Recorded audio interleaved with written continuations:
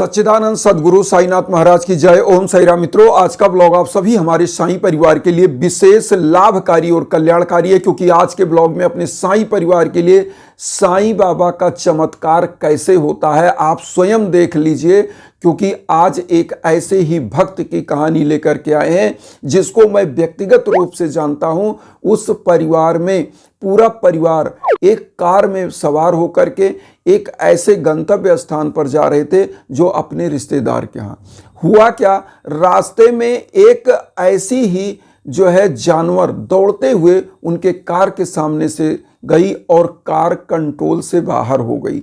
हुआ क्या, उन्होंने ब्रेक लगाया, सब कुछ किया, लेकिन कार अचानक से ब्रेक तेज लगाने की वजह से बबलिंग करी और जैसे रोड के किनारे पहुंची तो रोड की ऊंचाई ज़्यादा थी, लगभग 8 फीट के गहरान में उनकी गाड़ी गिरी और गाड़ी के परखच्चे उड़ गए। लेकिन उसमें सवार सभी सदस्य एकदम सेफ बच गए। थोड़े थोड़े खरोंचे जरूर आई, क्योंकि गाड़ी गिरने के बाद क्या हुई, जब उसके परखच्चे उड़ गए तो आप समझ सकते हैं, जो हम स्क्रीन पर भी दिखा रहे हैं आप देख सकते हैं। उन परिवार में क्या हुआ, केवल ड्राइवर का हाथ फ्रैक्चर हुआ और किसी को कुछ नहीं हुआ। मतलब आप समझिए, इतनी भीषण हादसे में थोड़ी सी घटना घटी और पूरा परिवार सेफ। इसे कहते हैं बाबा का चमत्कार। अब ये चीज बताएं, उनके साथ बाबा का चमत्कार क्यों हुआ, कैसे हुआ। आप साईं सच्चरित्र का 3 नंबर का चैप्टर पढ़ेंगे तो उसमें डायरेक्ट लिखा हुआ है, कहा गया है, बाबा ने स्वयं कहा है कि जो भी भक्त मेरी शरण में होता है, मेरी आराधना करता है, मुझे ध्यान करता है, सच्ची श्रद्धा के साथ रहता है और हमेशा धर्म और गरीबों के प्रति झुका रहता है, उस व्यक्ति की कभी भी कोई संकट नहीं आने दूंगा। वह मेरा भक्त सदैव अच्छे से रहेगा, उसका जीवन यापन अच्छे चलेगा। तो बाबा ने स्वयं यह चीज कहा है। अब मैं एक चीज और कहानी बता दूं कि बाबा अंतर्यामी है। बाबा स्वयं कहते हैं, 3 नंबर ही चैप्टर में ही बाबा ने बोला है, उसमें कहा भी है, हेमाड पंत जी ने जो लिखा है कि तुम जो भी करते हो वह सब मुझे पता है। तुम अच्छा कर रहे हो कि बुरा कर रहे हो, सब मुझे पता है। उत्पत्ति करता, संहार करता, पालन करता सभी मैं हूं, साईं कहते हैं। तो यहां पर आप समझ लीजिए कि बचाने वाले साईं। और ये परिवार इतना साईं बाबा का कट्टर भक्त जिसे हम कह सकते हैं कि मतलब सुबह सुबह साईं बाबा को नहलाना और नहलाने के बाद उस जल को पूरे घर में छिड़कना, बाबा की पूजा पाठ आराधना, साईं चालीसा, साईं बावनी, 11 वचन, ऐसा परिवार प्रतिदिन वह परिवार करता है। और साईं बाबा का जो भोग लगता है, पूरा प्रसाद उस भोग को पाता है, फिर वो कोई आहार करता है।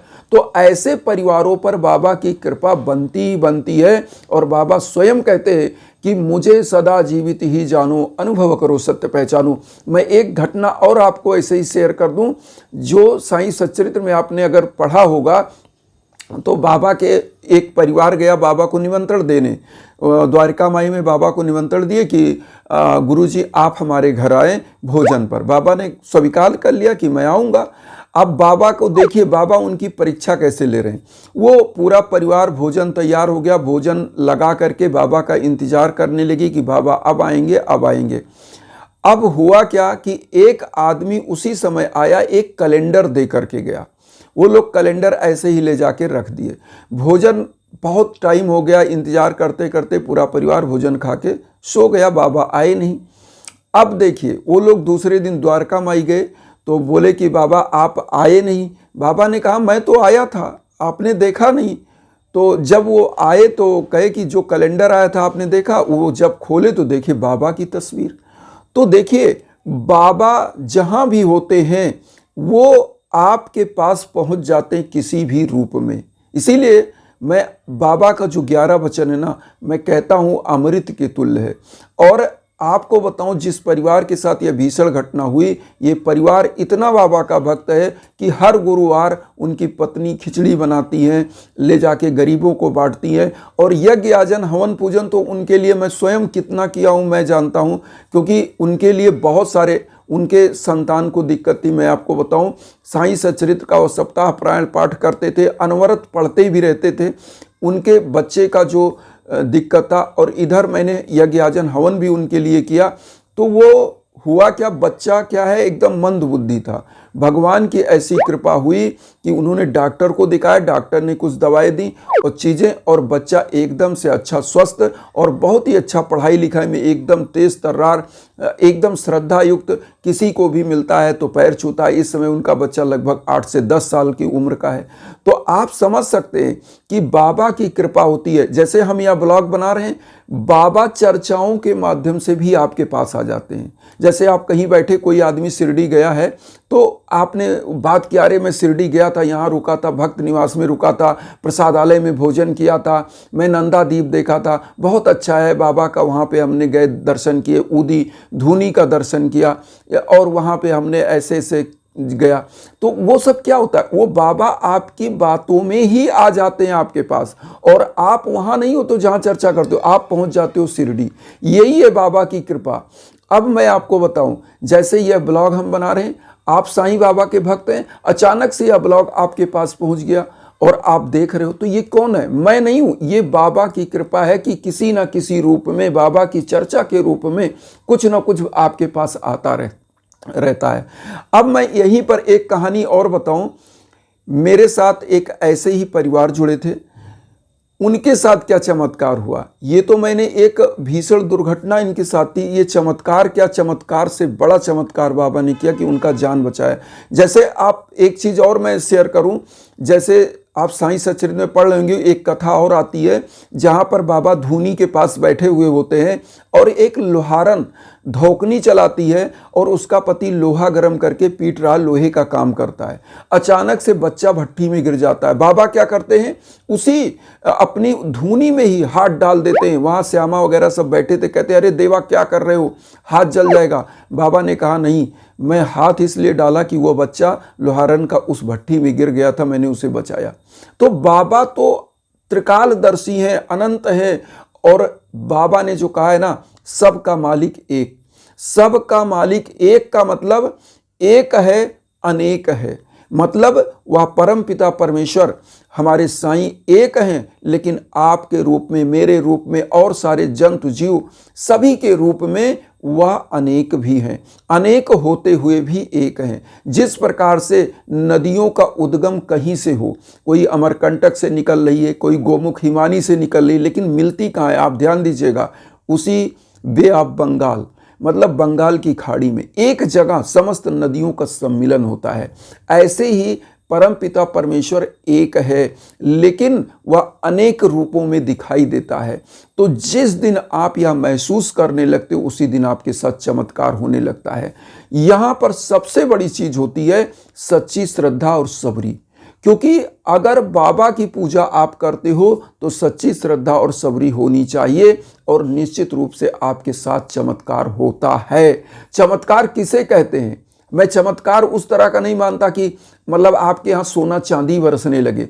चमत्कार वो होता है जब आपके साथ कोई ऐसी घटना घट रही है और आप उसमें सेफ सुरक्षित हो, तो चमत्कार नहीं तो क्या है।